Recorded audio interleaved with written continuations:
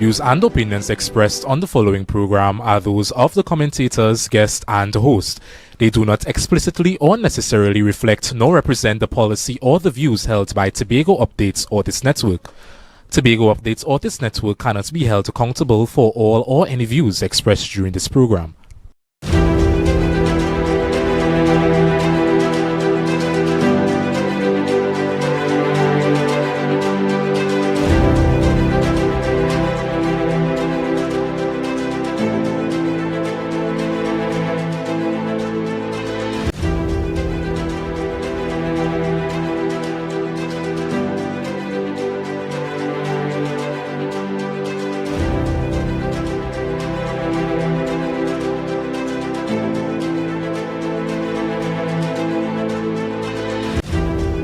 Yes, good evening and welcome to another edition of Vox Populi with yours truly, Barrington Skippy Thomas. Right, this evening, so good evening and welcome to another edition with yours truly, Barrington Skippy Thomas. Another edition of the Vox Populi show. And this evening, let's take a short break, please.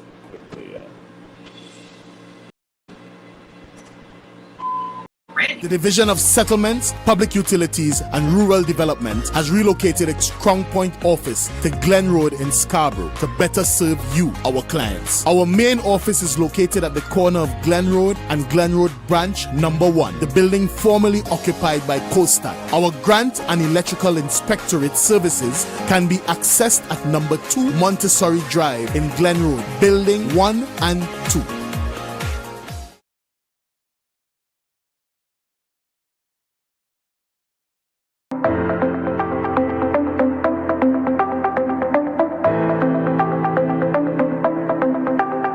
Full disclosure with the executive every Thursday at 8 p.m. only on Tobago Updates. Real questions and honest conversations with the sole aim of keeping you fully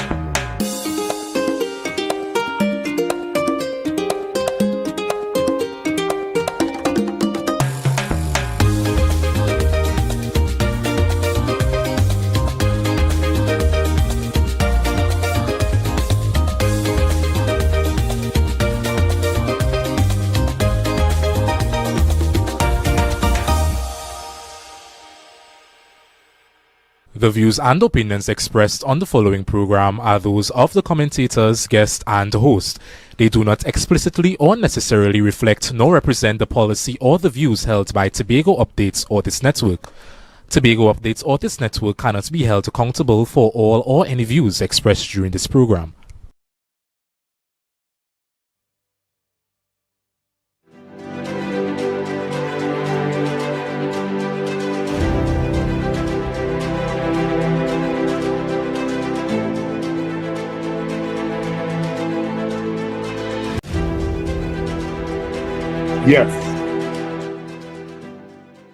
Yes, so good evening again and welcome to another edition of Vox Populi with yours truly, Barrington Skippy Thomas. This evening, we're going to discuss subject matters, and I'll just tell you what. Of course, I'll be saying, extending birthday greetings to a friend, a comrade, and a brother. Then we're going to school fight, of course, at the Comprehensive School in Signal Hill, and then we have the very, very interesting subject matters. Trust me, they'll be very, very interesting. One more so than the other. Right? One more so than the other. We'll be discussing that. That'll shed some chill too, right? So we'll be discussing that. Let's just put up the picture of Ricky Nelson, please. Now. It's Ricky Nelson's birthday, and I really, really wish that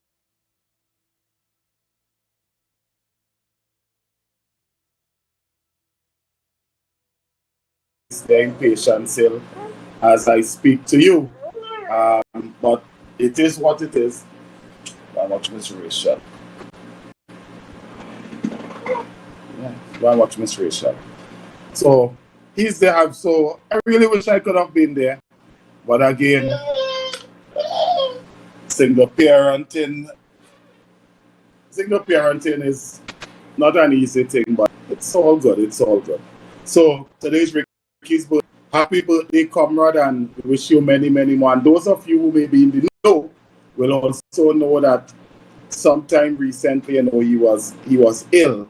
And so, I mean, it's really a celebration to thank God that he can around, and so to celebrate a birthday with his friends and family and former colleagues from the military, where he served for a number of years and retired at the rank of a sergeant and so. So, Ricky, happy birthday, and I don't know, who knows? Tomorrow I may very well pass through for the crop over. I'll come and join you and have a glass of apple juice tomorrow. All right, so let's move on then. Happy birthday again. Now, citizens of the Republic, I want to go now to the school fight. The fight that took place at the Signal Hill Senior Comprehensive School. I want to get to that fight, right? Now, if we have the clip, I'll play it for a short while, and then I'll come back to you and share my thoughts on school fight. Right? But this is what it is about. And the guard captured it with a caption saying, "Vicious school fight. Over 20 girls, 20 students beat girl."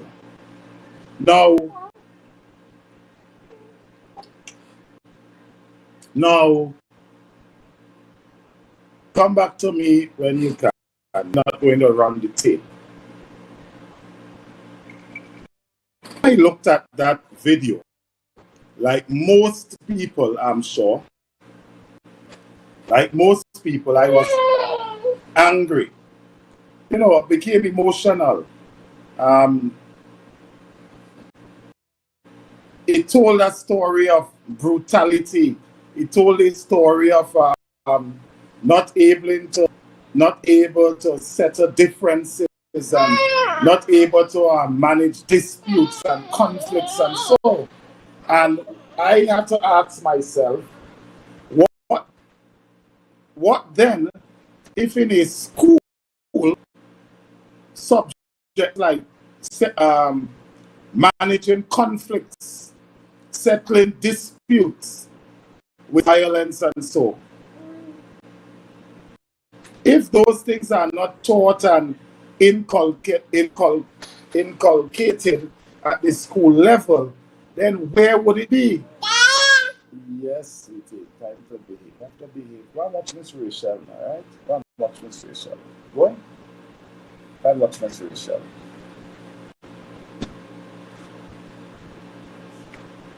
Go and watch Miss Rachel. So if you can't manage conflicts at the secondary school level,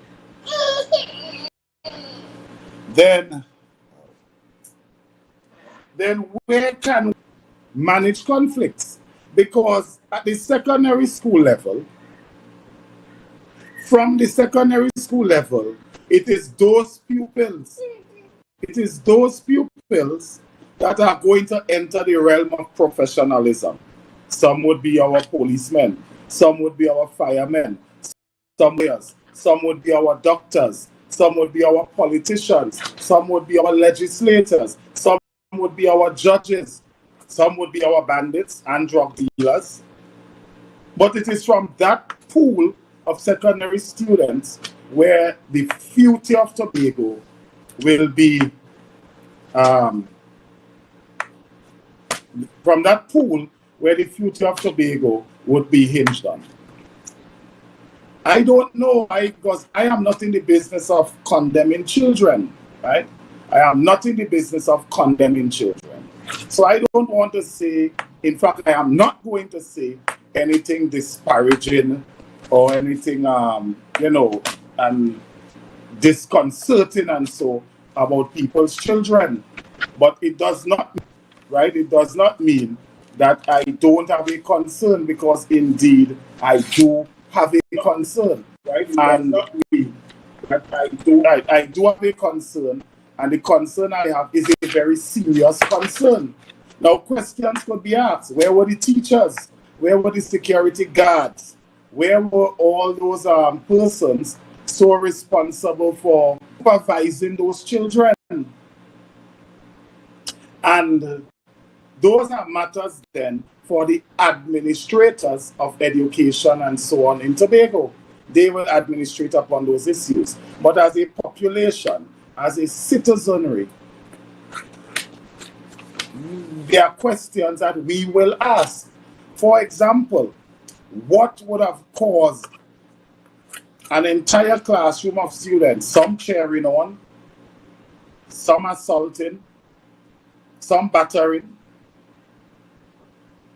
No, but nobody, based on the short video we've seen available to us, made any attempt whatsoever. Nobody made any attempt whatsoever to diffuse the situation. So that situation went on unabated and unbridled. I don't know what intervention could be made now. I really don't know what intervention could be made now. Some would suggest loudly that counseling may be the thing to make. If counseling then is the intervention to make, how successful are the prospects of counseling going to be? Because that was not two pupils that had a dispute, that was an entire classroom that launched an attack on one student. Is it an indictment on the management of the school? I am going to say yes, and I make no apologies for saying it is indictment on the management of the school. And by management, I certainly don't mean at the division or Ministry of Education level. I mean from the principal, vice principal, school guidance counselor. I throw that at their feet. If I nail that situation to their shoulders. But I have some suggestions. I'm not going to talk about being critical and being condemnatory. I will make some suggestions. The curriculum, there is no doubt in my mind that the curriculum needs to be revisited.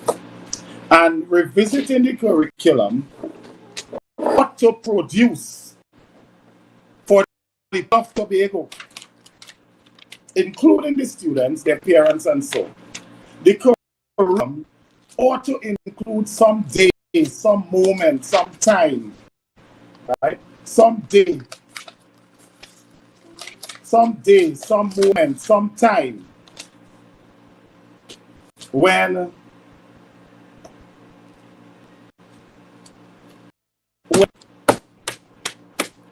you could create that whole village environment in the school. And Tobago is small, Tobago is unique, and maybe it's the perfect place to add some of these matters to the curriculum. In my time, we had the subject civics. But again, Tobago is a small and unique place. So they must include on the curriculum some day, some moment, some time when you have the parents, the brothers, the sisters, the nenen, the auntie, everybody at the school. And by having them at the school, right, at the school, you create that environment in the school where we could return to the village taking the responsibility for raising the child. Because that type of conduct is the conduct you expect when an individual have acted or perpetrated a heinous crime, and there was that mobilization upon that individual. I don't know what crime that little girl could have done that deserved that reaction classmates, and I suspect the answer is none. So counseling is not going to settle that situation. Counseling will never settle that situation, and so it requires some proactiveness in settling that. I don't know if suspending and expelling is a solution at all. In fact, I will submit that suspending and expelling may not be the solution, because what you will do by suspending, what you will do is that by suspending and expelling, you will invite little children who on that occasion displayed what we describe as monstrous activity, uncivilized. You may now put them in a place to develop more uncivility. And so from the school, that uncivility then becomes a problem to Tobago. Here what I suspect, here what I submit ought to be done with those children. Every single one of them, the school needs to identify a community project. And for community service, they must engage. I don't know what the school would suggest, but they must identify a community project and allow those children at that tender age to engage in a restitutive project that they must accept what they did was wrong. And as a result of their wrongdoing, they must now repay a debt to the community that they have so embarrassed. And I would suspect that they start there. Right? So I'm no professional in child psychology. Right? I'm no professional in child psychology, but those children expected suspension. Those children expected expulsion and those kind of, and maybe that might not be the best. But most certainly, coming out of all of this, which would the use of the project that I've just did, is that they must find a way to make amends to the girl that they were abusing and assaulting. And she may need some counseling in the business of forgiveness and so. Throwing children as a first response to the legal system is never a suggestion workable that I would recommend at any time. So those are my thoughts on that. Those students must be made to pay for their behavior and the embarrassment they cause Tobago. However, a punitive approach not to be the way, unless and or until there is somebody there so obstinate in delinquent behavior. Unless there is somebody there so obstinate in delinquent behavior, that might require different intervention. But I would suggest to the principal of Signal Hill Secondary School, you need to go out of the box, remedy this situation, reconcile all those children to what could be normal, acceptable conduct and behavior, and find a way to reconcile this and the animosity and the bad blood and so between the victim and the perpetrators. I don't know. That seems to me to be one classroom. And if it's one class, then allow them to be judged and punished by their peers. So in other words, set up I don't want to say legal system. I'm using the term legal system loosely. But set up a judge from among their peers, from the school, the wider population in the school. Put jury. Set up somebody to act as the prosecutor. Allow somebody to provide, to act as the defense lawyer and so on. And so it might be at least worth thinking for the school, and allow the student body of the school to try them, prosecute them, defend their interests in the procedure, provide 12 members, other students to be the jury, and allow the student body to determine penalty or to be applied to them. It might be a good project because we are a small population to address a wider and more decadent trend throughout secondary schools in Trinidad and Tobago. Right, so those are my thoughts on that. I'll take a very short break and then I'll read with another interesting matter that I'm sure is going to be of great interest to you. Therefore,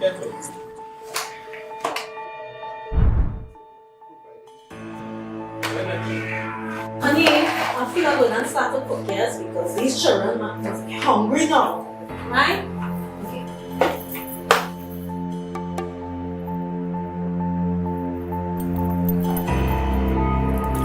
Oh, shucks. Oh. These plugs, oh my gosh.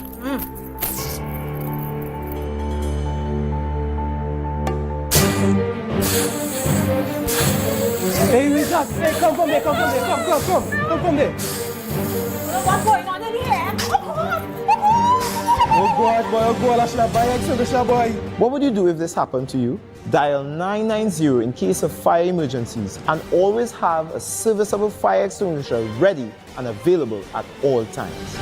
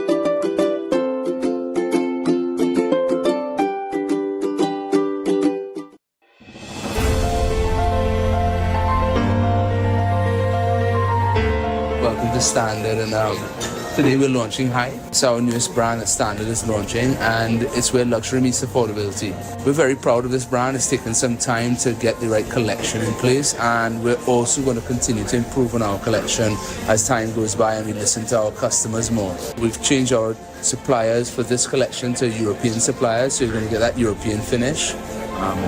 We've been very pleased by some of the results that we've been seeing in terms and response to it in the market, and we're so glad to bring it to Tobago and show Tobago what Standard could, grow with them as well. It's not just about looking good or having materials that are easily cleaned or sustainable materials, because the important thing about this particular collection is that it is quality. It is meant to last and it lives up to the standard name about never beating on quality and price. This furniture particularly, especially our outdoor line, which ranges from fiberglass, plastic types of outdoor stools, outdoor chairs, even the outdoor furniture. It is built to last.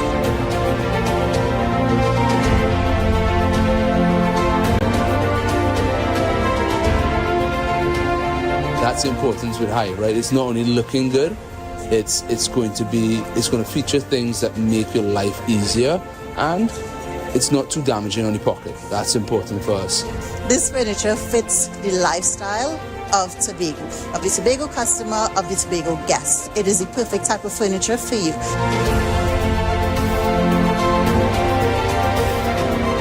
The Division of Settlements, Public Utilities and Rural Development has relocated its Crown Point office to Glen Road in Scarborough to better serve you, our clients. Our main office is located at the corner of Glen Road and Glen Road Branch Number 1, the building formerly occupied by Coastal. Our grant and electrical inspectorate services can be accessed at Number 2 Montessori Drive in Glen Road, Building 1 and 2.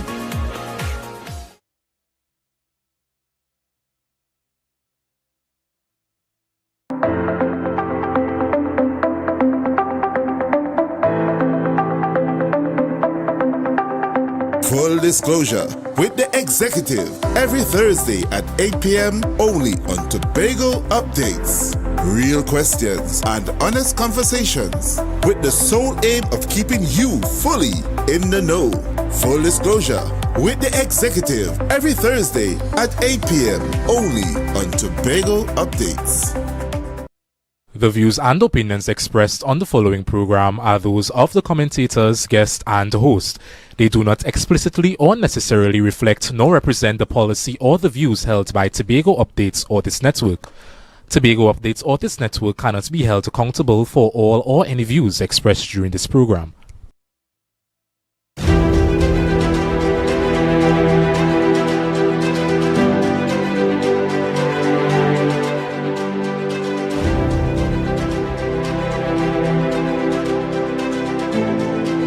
Yes, so this seems to be better now. Alright, so this seems to be better now, I hope. I had to change network. Alright, so I was saying about the Signal Hill situation. Maybe it's a good opportunity for us to engage the student population into a tribunal setting. It's a method that have been used in London, that have been used in Edinburgh in Scotland. It's used in Ireland. So it's a European formula. Because what I'm sure about is that going back to the days of a good old cuttass from the principal clearly seems to be out. That seems to be out, right? So it would seem to me that they should follow there's some modules in the UK and some parts of Europe where they allow the school student population, to set up a tribunal. So there'll be a panel of students as the judges. There'll be some students to deal with the prosecution of the offense. There'll be some students to look after the defense interests of the perpetrators.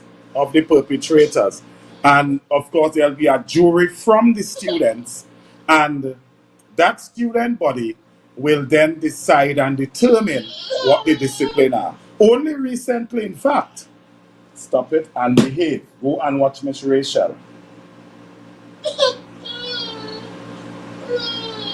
Only recently, the Chief Justice Ivachi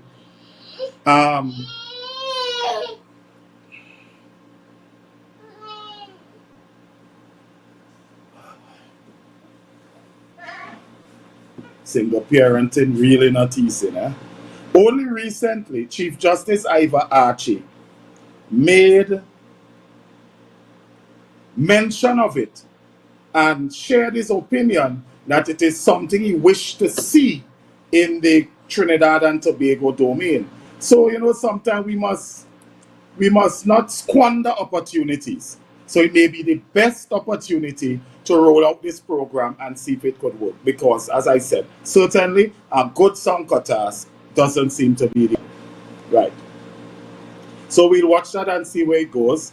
I would I intend to pen a letter to the Secretary of Education and point out to the Secretary of Education where her division can find this British module, where they could find this British module. I'll point out where the Chief Justice made reference to something he wished to adopt in Trinidad and Tobago.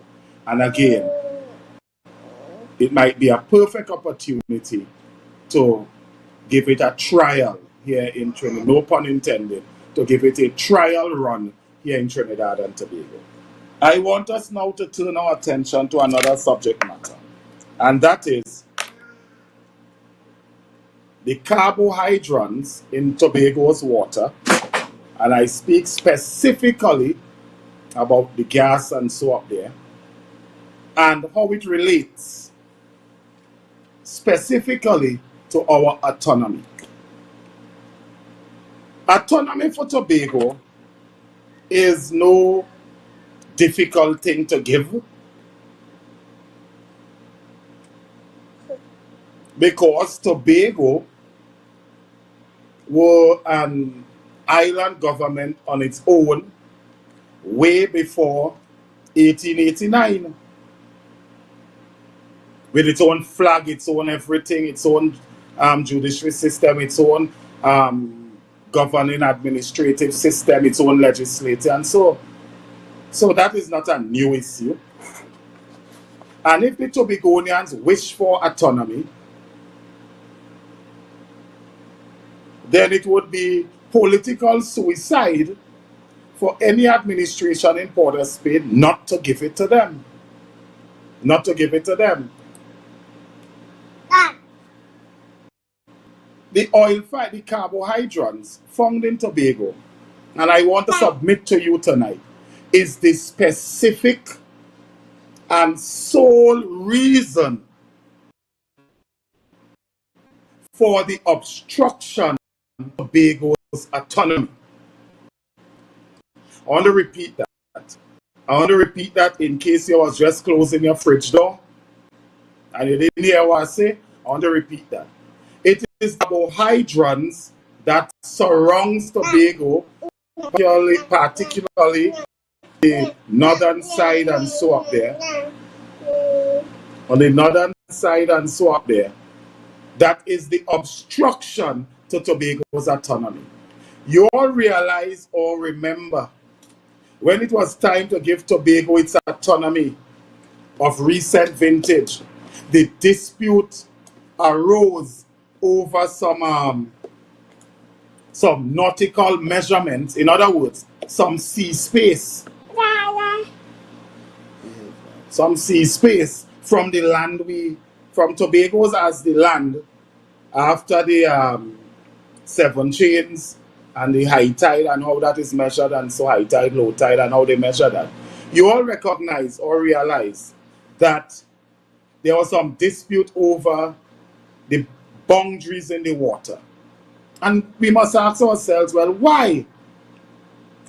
It is because of the carbohydrants in Tobago. Let me try briefly to explain what that means, and I took some notes. Well, little Missy making some notes of her own on my notes, so I'll have to decipher my notes from her notes. Many, many years ago, A.N.R. Robinson, now deceased, said to the people of Tobago, there are carbohydrates, oil and gas in the immediate territory of Tobago.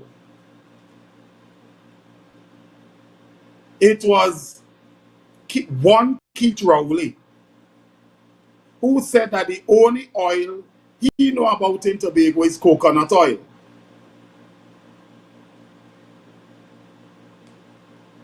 Coconut oil and castor oil. That was his comment.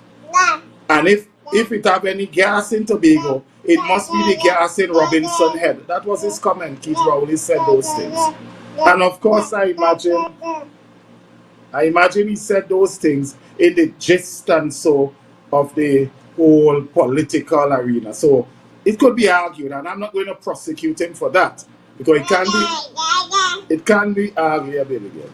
It can be argued that all of that was said and done in the cut and thrust of the politics. Okay? That debate went on for many years. Tobago have oil and gas, Tobago don't have. Tobago have, Tobago don't have.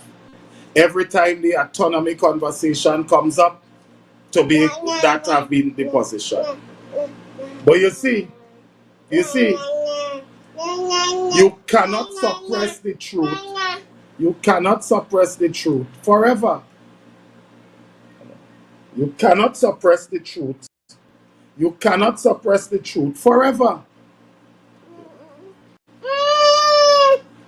You cannot suppress the truth forever. Because the oil and gas debate, whether or not Tobago have gas, and let us stick for the gas for now, whether or not Tobago have gas or it doesn't have, that debate, that raging debate was settled once and for all by Petro-Canada and a fine that they made in 2018. I think 2008. They made that fine in 2008. In fact, what Petro-Canada found immediately north of Tobago, and I want to tell you all about this story because this is important. What Petro-Canada found north of Tobago is at its lowest end 0.6 trillion to its highest end 1.3 trillion cubic feet of natural gas in Tobago.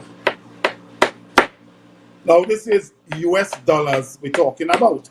When it's time to monetize this, we are talking about United States dollars. Us money, us currency, right? Currency. If that gas is sold for $1, then Tobago stands to earn at its lowest end $600 billion, or at its highest end $1.3 billion.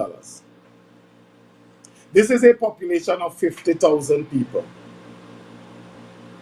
50 to 60,000 people. You remember there was the incident? I don't know how much of you all remember that story. That there was the you have to behave, right? There you go, it's on TV. I don't know how much of you remember that story. You remember the story with the Barbadian fishermen that were captured and Patrick Manning, now deceased, called Nelson Gift, a Tobagonian. Nelson Gift was the Minister of Foreign Affairs. And they called Cephas Mark, now deceased, who was the senior superintendent of police in Tobago. Cephas Mark sent Dillon, we know him as Cephas Mark sent Dillon, we know him as Star Black, to go across to the courthouse. Morrison was a corporal then, and he was the prosecutor, to withdraw. No, stop it. You have to behave. Behave, please. And Morrison called Dillon. Dillon went to Morrison at the Scarborough Magistrate Court, and they withdraw the prosecution against the Bajan fishermen. You all remember that story? You think that was a battle over flying fish? And for those of you who don't know how close Barbados is to Tobago in that peninsula, I'll tell you. You all remember a German woman was staying at Lord, I always forget the name of the. I know Manta Lodge, but it's the other hotel in Speyside. Because the people at Manta Lodge used to do the diving training at that hotel. I just can't remember the name of the hotel. I know it's Sean Robinson, and Sean Robinson was the owner of the diving outfit, and they were based at Manta Lodge, but they also used to go across to the next hotel in Speyside. You go up the hill and then you drive down a hill, and they're right in front of the beach there. And if you go out, you're diving out there, they have fire corals on the ground and so. Because I did some scuba diving training with Sean Robinson and them. So I remember it. And I did it up there. I just can't remember the name of the hotel. Blue Waters Inn? If I say Blue Waters Inn, would I be correct? Someone would have to assist me. But it's the hotel up there in Speyside. But a woman went diving, scuba diving, normal scuba. She wasn't even snorkeling. Sorry. She wasn't scuba-ing. Thank you, Sonia. She wasn't scuba-ing, actually. She was snorkeling. And you know why I remembered it? You know, Blue Haven. Thanks, Dedan. You know I remembered it? Because I was a young journalist with the Tobago Pillar at that time. How much do you remember the Tobago Pillar? And when I had my stint there with a very bitter pen, very, very bitter pen, a lot of people used to pray that that pen did not fall on them. I don't know how much you would remember that. But a German woman went diving, and I covered that story as a younger person, journalist then, with the Tobago Pillar. And she was snorkeling from Blue Waters Inn. And then she saw lights. And so she thought she coming back to Speyside, and she kept following the lights because she was snorkeling. Clearly she was a good swimmer and so. And where she ended up, after all the hullabaloo and Coast Guard looking for she and all of that, she ended up in Barbados. And I made that point to demonstrate to you on that northern peninsula up there how close Barbados is to Tobago. So I imagine she would have had to swim out from the enclave there in Blue Waters, and then she would have been open waters out there and around the coast a little more up. But she ended up, long story short, she ended up in Barbados. And I kid you not, that took place in Tobago, where she's snorkeling for fun and enjoying herself. And when she raised up her head and said, okay, getting late, it's time for me to go back in. She was following light. And when she thinks she's coming back to Speyside, she ended up in Barbados. I interviewed her, I did that story. I covered that story from since the hotel declared her missing at sea until she called from Barbados to say she's okay, but she's in Barbados. I remember that story. I raised that point to go back to reconcile it to the Bajan fishermen, and when Manning asked Nelson Gift to intervene to stop the prosecution, and Gift called Cephas Mark, who told Starblack's assistant superintendent as he was then, Dillon, who went and told Corporal Morrison as he was then prosecuting the Scarborough Magistrate Court, draw the charges and the case against the Bajan fishermen. Shortly after that, Mia Motley, I want you all to hear this. Remember, all until that time, this is not 2008 yet, my friends. We're not in 2008 as yet. Mia Motley, as Prime Minister of Barbados, no, she wasn't Prime Minister then either. She was Attorney General of Barbados, declared to Bajan fishermen, go up there and fish. Up there is wee waters too. Up there is Barbados waters. Go up there and fish. But it really was Tobago waters. Manning, of course, was trying to take a political way out. But when Mia Motley said to them, go up there and fish, and so. You all remember Mr. Manning addressing the parliament? And he said words to this effect, quote, Mr. Speaker, my government have ordered from Israel 2 vessels. Those vessels, my dear friends, he addressing the parliament, and those vessels, Mr. Speaker, has a 90mm cannon to the front and a 40mm cannon to the rear. Those vessels, Mr. Speaker, can land and carry helicopters, and those helicopters have attacking capabilities. That was Manning in the parliament.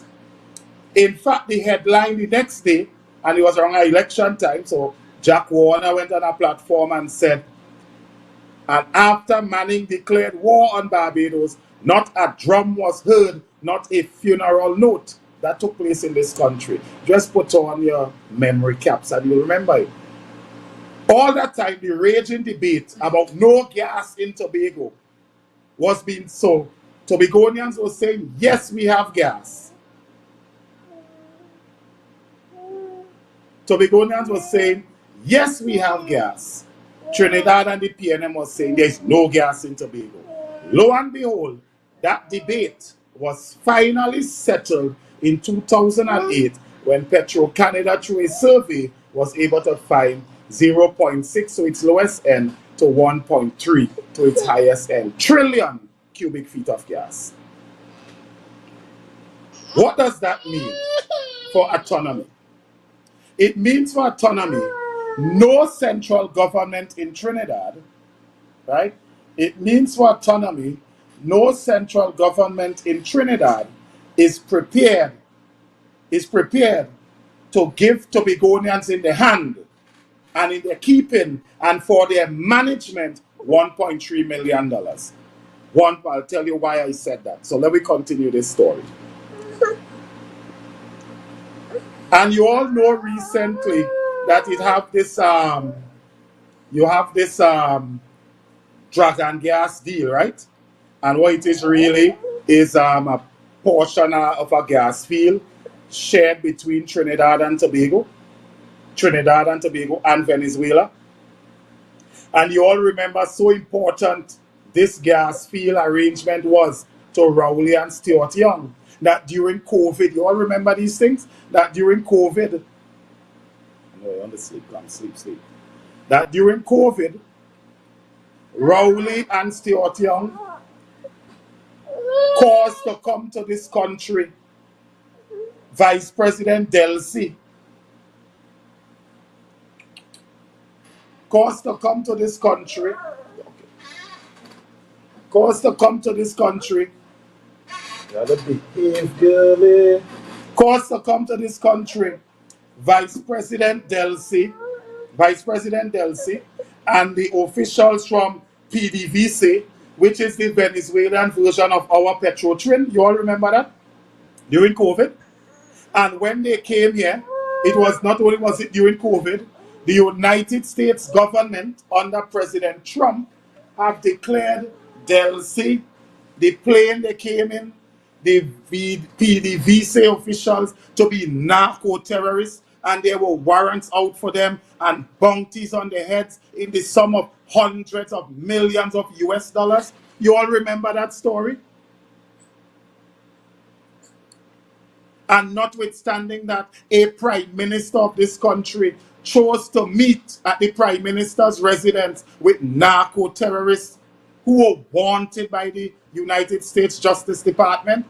Every time they open their mouth in this country, and I'm really not trying to wax political, but every time they open their mouth in this country, they raise the issue of Jack Warner, right? They raise the issue of Jack Warner being wanted by the United States. But they do not raise the fact that Delcy and the entire PDVC officials that they met with in the dead of the night during COVID, when nobody could have come or nobody could have go from Trinidad and Tobago, they made arrangement for a Venezuelan military plane to bring in an entire plane load of persons wanted by the United States Department. As I speak to you now, those warrants have never been recalled. They are still wanted by the United States and its State Department and its Justice Department, and so for the purpose of prosecution, right? For the purpose of prosecution as narco-terrorists. People that Rowley had private meetings with. Now, all of that now, we understand as time. I remember there was a ship sinking right off Trinidad and Tobago there, between Trinidad and Venezuela, that nobody could have gone because the United States had sent a Navy ship to park up there and police that ship. Why I raise all that? Because all of that is related to the stock of natural gas in Trinidad and Tobago. And because the Venezuela dragon gas deal seems to be failing Rowley and Stuart Young, or seems to be getting out of their grasp. Let me tell you what I mean by getting out of their grasp. The Americans gave a license to the Venezuelan to do some production and exploration and so, and some profit sharing and so. But they said it must not be in cash. No profit for Venezuela must be in cash, right? It must not be in cash, it must be some state-to-state arrangements and so, right?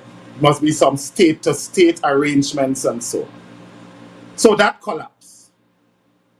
There was some new things, so the Americans say, listen, but Venezuela must also keep fresh and fair elections. And they gave them some human rights stipulations that they must follow. Venezuela have followed none of those stipulations. The license expired in March of 2024. What we know, November, for all intents and purposes, let's say December. So we talk about January, February, March.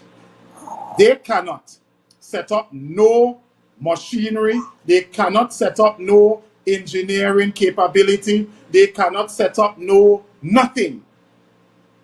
They cannot mobilize for operation to start extracting gas in March of next year.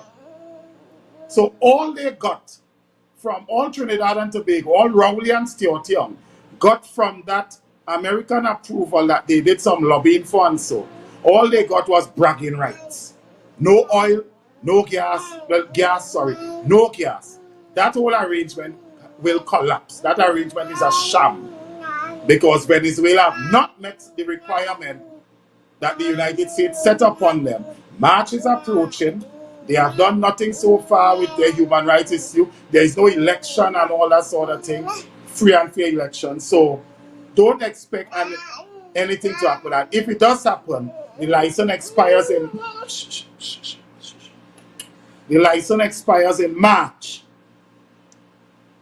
They cannot, it's not possible to mobilize for operation for extraction of gas and so. And that and running pipelines and all of that. And it's from Guira. And Guira, by the way, I know. When you go down to Chatham and the final end down there, Guira is just like 2 hours drive by boat and so. But that's another thing. So when you go down there, Guira, when you go Guira, you're seeing the place, right? So they want to run it from Guira to Point 14 by the LNG plant. They cannot set up that operation in 3 months. So that is mamagism. Forget that nonsense with them, right? So, in those circumstances, my friends, in those circumstances where Rowley and Stuart Young has no gas money, has no gas field, to make no arrangement, to generate no income to carry out their political agenda. Because remember, we are dealing with a political party. The only thing that they could boast about for being in office for 8 years is that they rebuilt Balizé House. That is the only thing this Rowley administration can boast about, rebuilding Balizé House. They have nothing else that they can boast about. So this whole gas thing, getting gas, for gas is quick money, right? Gas is quick money, my friends. So the idea is to get some quick money to Lego projects, stink up Trinidad and Tobago with money and projects and to look like a busy, caring, development, hard-working government. That is their plan. The gas, the dragon gas deal, they cannot get it from that. So where you think they will now focus their attention on? It is the 0.6 to 1.3 trillion cubic feet of gas there in Tobago. In those circumstances, you think, so you now understand their opposition, their fight, their pushback and rejection in Tobago's autonomy bill for allowing the mileage, the nautical miles that was sought after by, I think, this Chief Secretary Augustine and one of the former Chief Secretary Charles when they raised objections to it. So Tobago's autonomy is hinged directly on that 0.6 at its lowest end to 1.3.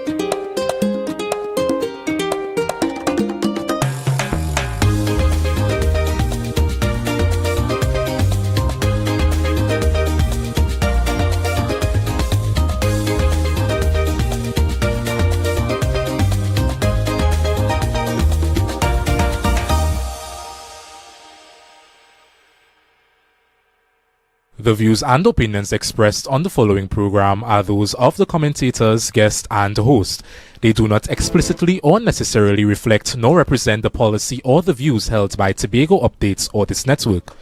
Tobago Updates or this network cannot be held accountable for all or any views expressed during this program.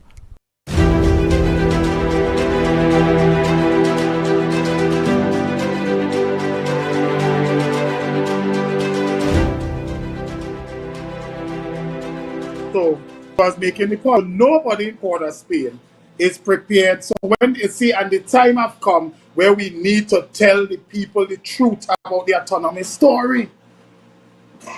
Why you think it's by abracadabra? Robinson was saying it's oil and gas. Rowley said he don't have. And because he's a geologist, he led the PNM campaign that Tobago doesn't have. He said the only thing so he led the PNM. He led the PNM campaign on this that Tobago don't have. We settled that issue in 2008, and I gave you some antecedents between Barbados and Tobago, pretending that the argument was about flying fish when it really was about the natural gas. Petro-Canada have settled that issue in 2008, so we have 0.6 at its lowest end to 1.3 trillion cubic feet of gas, right? If that is sold at $1 minimum, that is $1.3 trillion, for Tobago. And that's US, so multiply that by TT. So you see how sweet it's going to be? Or it might start, I know Tintin Jack might start pool and roof as she garden, pool on she porch. First thing's going to be nice in Tobago. Tobago become a little paradise. There is not autonomy. If you want autonomy, take your autonomy. Eric Williams' response to Robinson when he said he wanted autonomy, if Tobago want to go, let it go. I won't stop them. But when the oil and gas issue came in, what it does is that they give you plush titles. So they move it from chairman of the THA. They move it from chairman of the THA to chief secretary. Now they want to call it chief minister and premier. And they want to give it also that. They want to do that. So in other words, they want to create fluff, authority between the two. And so the chief secretary, and I don't think he was chief secretary then, at the time he might have been candidate Farley. He wasn't chief then, he was candidate Farley. And he made the intervention to say, hold up, we are taking this autonomy unless we settle these issues of our nautical miles. And Tobago, for that Tobago, we must be grateful to him, we must be grateful to Ho Choi Charles, and all who opposed this, forget the autonomy thing, and they're raising the money. They're raising the money in the they're raising the money in the budget to give you a little more, which is really crumbs they were giving us. Because nobody wants to tell the people of Tobago the autonomy issue is based on trillions of cubic feet of natural gas that is right there in our shores. You don't have to go far to meet it. You can swim to it. Right? Nobody wants to say that. And those are the issues. So, having said that, let me just end this, because these are conversations we'll have in the future. Having said that, the Prime Minister Rowley said in Mason Hall, they had a meeting a few weeks ago. The meeting bust, it really bust. The meeting was a bust meeting. It was an unsuccessful meeting. And then you tell yourself, but businessmen does follow socks. Well, I saw Demi John. Demi John was there in that meeting, demonstrating his love and his for the PNM administration in Tobago. Demi John was in that meeting. I saw him there in that bus PNM meeting. And he had no difficulty identifying himself with that failed, uncaring PNM. Demi John was there. I'll say no more about that. except I plan to do to name some businessmen in Tobago who the people of Tobago should watch because they're not even operating in your interest. But tonight is not that show. Tonight is not that show. And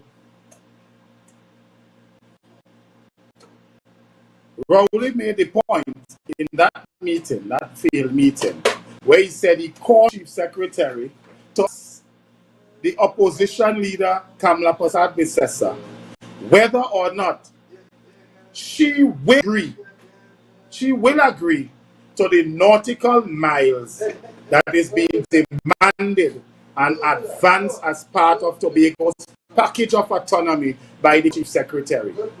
He called on the Chief Secretary to ask Kamla that question. And I think it's a worthy question to ask. It's a worthy question to ask. Because, you see, this whole issue of autonomy may not be a PNM one alone. It may very well be a Port of Spain issue. And so not because Keith Rowley raised the issue, suggested or put the question or challenged the Chief Secretary to ask that question, not because it was Rowley, not because it was Keith Rowley,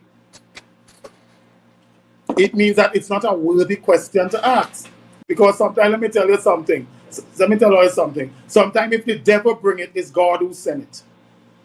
Say, not because Keith Rowley raised it, it means that it's a worthless question. If the devil bring it, it's God who sent it. And I think the Chief Secretary ought to put the United National Congress, its leader and its members of parliament on the spot on behalf of Tobago, whether or not they are going to support our autonomy that includes these demanded nautical mile. We need to find out what is upon that. And so that is what the autonomy issue is about. The autonomy issue is not about how much power and who want which division and DRC reports, and those things are distractions. The autonomy issue is about trillions upon trillions of dollars that Tobago must now make access and demand its access to, because they are properly settled and situated in the island ward of Tobago. Right? So that is a conversation we ought to have in the future. Because if the Prime Minister and Stuart Young, they are telling this nation that they met with Shell officials and they give you the impression that when they went to London and so on, and Scotland and so on, that they met with the most important decision makers of Shell. Let me tell you, Tobago, who they met with. Let me tell you. In 21, they met with Eugene Okpere is a mere employee of Shell. He's a senior vice president. That's who they met with. So the Chief Secretary and the Assembly ought not to be intimidated with the Prime Minister saying they met with the senior officials and so of Shell, and they give you that kind of impression that it's important people, so I have to go as the Prime Minister. No, they met with the country manager and his immediate boss, the senior vice president, Eugene Okpere. The aristocracy of Shell is people like Sir Andrew Mackenzie, its chairman, Dick Boer, the deputy chairman, Sinead Gorman, the chief financial officer, Wahil Savannah, the chief executive officer. All other persons except for Caroline Omlu, the company secretary, so like Cyrus Taraponevala and Stava Shot, Sir Charles Roxborough, Jane Hall Hunt, and Catherine J. Hughes, they are non-executive directors. So unless and until Stuart Young and Rowley could come back and tell this nation, they met with Sir Andrew Mackenzie, they met with Dick Boer, they met with Wahil Savannah or Sinead Gorman or Caroline Omlu. They met with anybody the Tobago House of Assembly could meet with too. And I am challenging the Tobago House of Assembly, its Chief Secretary, its Deputy Chief Secretary, and the entire Executive Council. I am challenging the Executive Council to make arrangements, just like the Prime Minister and Stuart Young, to travel to international territories and meet the giants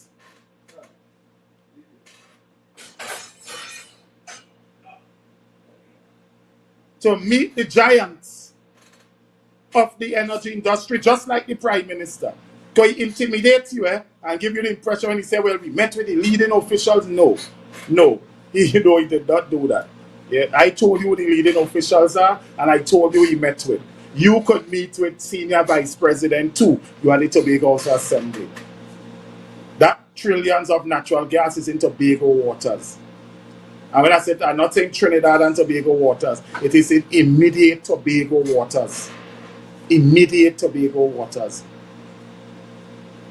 Immediate Tobago waters. If it was Trinidad and Tobago, it would have been, remember, it's divided into your exclusive economic zone. Before that, you have the 10 chains. You have the 10 chains first, and then your exclusive economic zone. And then after the exclusive economic zone, you have the territorial water, and then your continental shelf. These natural gas I'm talking about are within the 10 chains. And that is why when the fishermen were here, they had to go to the Scarborough Magistrate Court to be prosecuted. Because the tradition is that you are prosecuted in the district in which you committed the offense. And that is why when the Bajan fishermen, so you all understand why I told you about the Bajan fishermen as I bring this to an end. That is why the Bajan fishermen had to be charged and prosecuted at the Scarborough Magistrate Court. Because when you commit an offense, you have to be prosecuted and dealt with by the magistrate in the magisterial district the offense was committed. So if it was the exclusive economic zone, they could have been tried anywhere. It was because they were within the 10 chains, that is why they were charged in the Scarborough magisterial district. So you see how close to us this 0.6 to 1.3 trillion cubic feet of natural gas is. It's ours, it's Tobago's own, and we must fight for it. And that is what the autonomy discussion should be about. So this, well, thank God I didn't rush to talk, and thank God I wanted to wipe my mouth, because I nearly said something like if I was in a rum shop. This nonsense story that they try to perpetuate, Tobago can't say by itself, how Tobago can mine itself and all of that. We know now that is a nonsense. We know now it is a nonsense.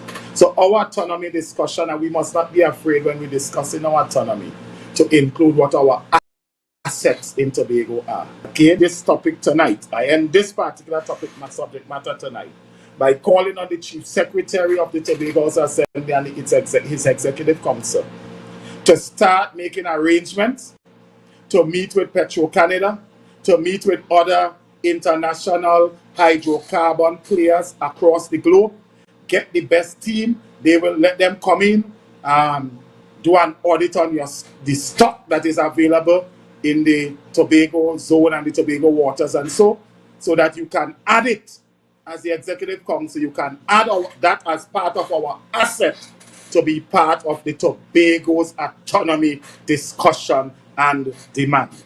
I want to rest on that subject matter for now. Well, for tonight. And then, guys, finally, as we come to an end,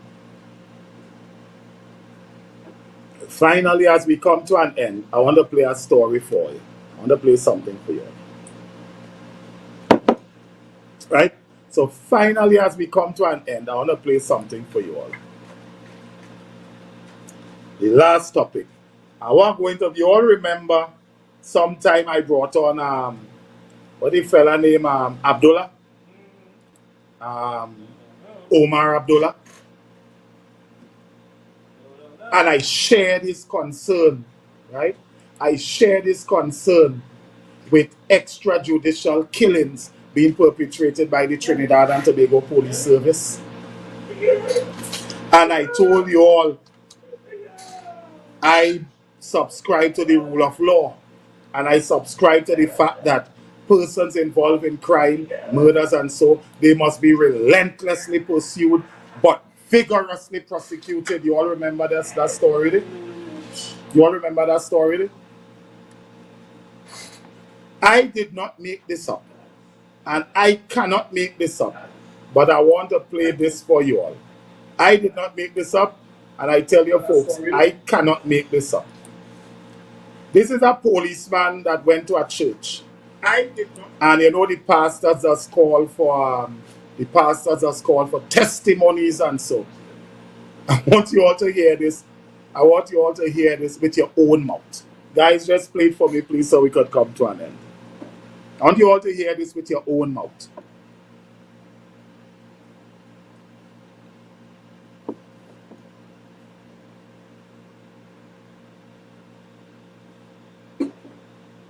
We have it. I sent it, you know.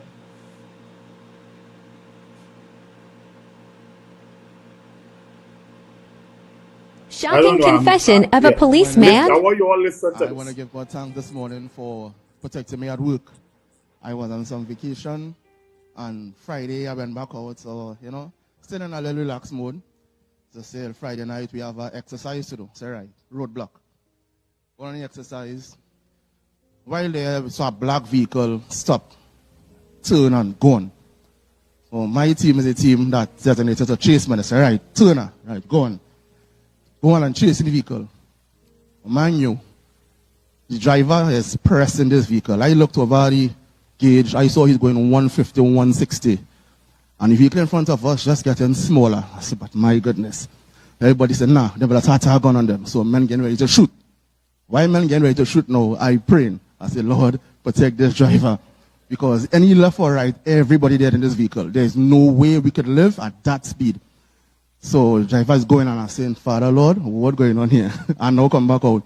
So in the distance, if you could turn into a road and no leads to a repo. So men start to get glad. They say, right, no cameras up there, men dead. I say, wow. I say, okay, if that is it, that is it. We go on past a corner straight. They say, nah, them fellas, I'm not here, but I said, them fellas going down. So they say, what a road leading? I said, a road cutting back out to the highway. They say, how you know that? I said, I work in a Rima. Go on side road now. Saw the vehicle in distance. You done? You done?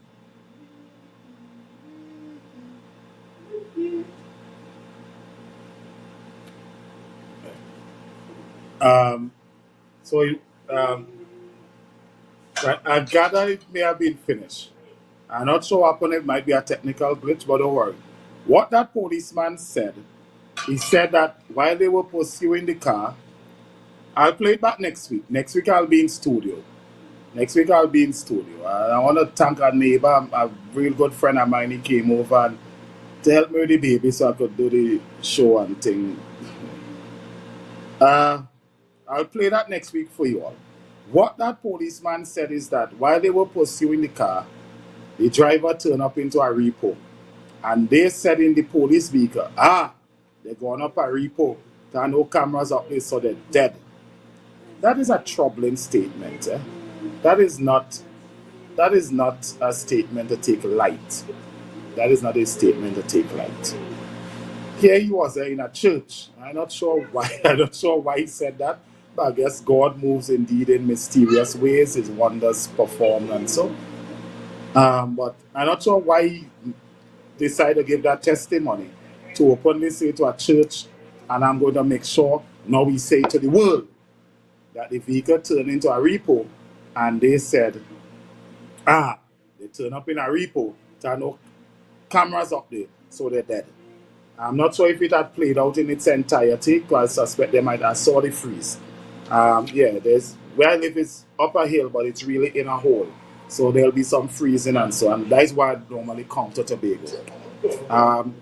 I'll try my best to make some arrangement with the babysitting and thing and so. So I'll be in studio next week. Of that I can guarantee you, God being my helper and all things being equal. So, I hope I haven't bored you for the night.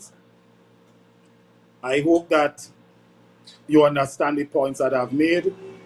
I know it may not have been made with the best of grammatical profundity and so, but I could only express myself my way. Having said that, I want to underscore as I close the issue of Tobago's autonomy is much more than divulging or devolving constitutional powers to Tobago to manage its own affairs. It has a lot to do with assets, right? With assets that belongs to the people of Tobago. And so this autonomy battle, this autonomy cry, this autonomy struggle have been going on for too long. It have been going on for too long. And we must see our autonomy in our lifetime. I challenge the Executive Council and I challenge you, the people of Tobago, to support them. We must see our autonomy with all our assets in our lifetime. The time for it is now. The place for it is here. And the people for it have been elected by the people of Tobago. Forward ever, backward never, and onward to our full Tobago's autonomy with all our assets, which includes our 1.3 trillion cubic feet of natural gas. Until next week, Thursday, same place, same time, these discussions continue. Good night. The views and opinions expressed on the following program are those of the commentators, guest, and host. They do not explicitly or necessarily reflect nor represent the policy or the views held by Tobago Updates or this network. Tobago Updates or this network cannot be held accountable for all or any views expressed during this program.